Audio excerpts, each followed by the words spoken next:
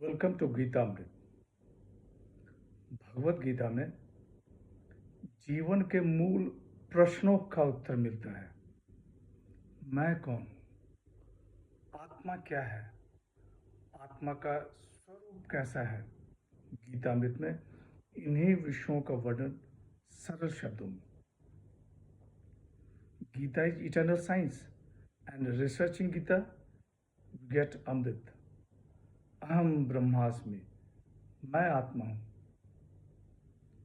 पिछले से हमने चर्चा की थी अध्याय 13 श्लोक 10 एवं 11। आज की चर्चा का विषय है अध्याय 13 श्लोक 12 एवं 13। अध्याय 13 क्षेत्रज्ञ विभाग योग।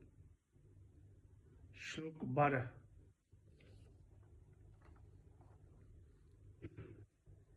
ज्ञेयं यत् प्रवक्ष्यामि यज्ञात्वा मृतमश्नुते अनादिमत्परं ब्रह्म न सत्तना सदुच्यते। श्री भगवान वाच।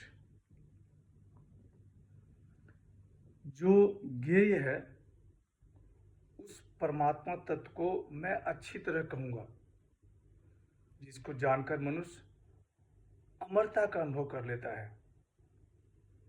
वह ज्ञेय तत्व अनादि और परम ब्रह्म है।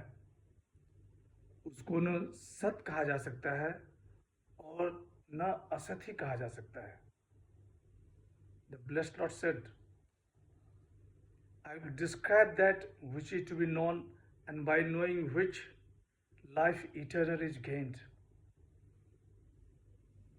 It is the Supreme Brahman who is beginningless and who is said to be neither existent nor non-existent. पिछले 5 श्लोकों में 20 दिव्य गुणों का वर्णन था। उन 20 दिव्य गुणों को भगवान श्री कृष्ण इन्होंने ज्ञान कहा है। भगवान श्री कृष्ण कहते हैं कि जो ज्ञेय है उस परमात्मा तत्व को मैं अच्छी तरह कहूंगा, जिसको जानकर मनुष्य अमरता का अनुभव कर लेता है। वह ज्ञेय तत्व अनादि और परम ब्रह्म है। उसको न सत कहा जा सकता है और न असत ही कहा जा सकता है। ज्ञेय को परम ब्रह्म कहते हैं। परम ब्रह्म क्यों कहते हैं? क्योंकि ज्ञान के अतिरिक्त अन्य किसी उपाय से उसकी प्राप्ति नहीं हो सकती है।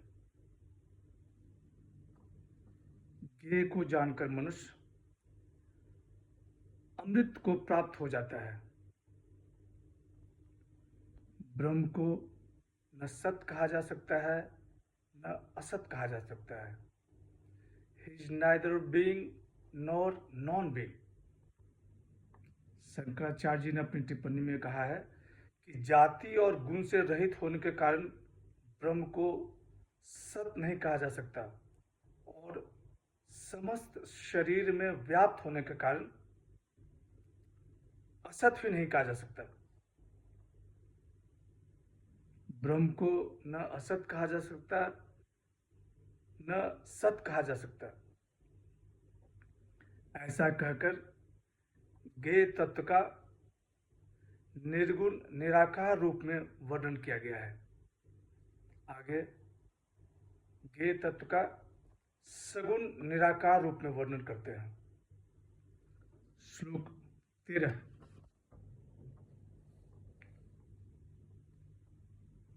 सर्वतः पाणिपादं तत् सर्वतो शिशिरोमुखम् सर्वतः श्रुतिमल्लोके सर्वमावृत्य तिष्ठति। श्री भगवान watch.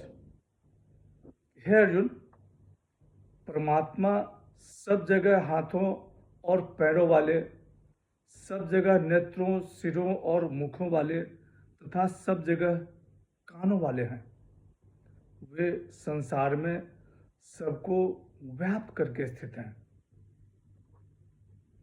The blessed Lord said, O Arjun, with his hands and feet everywhere, with eyes, heads, and faces on all sides, with ears on all sides, he dwells in the world, enveloping all.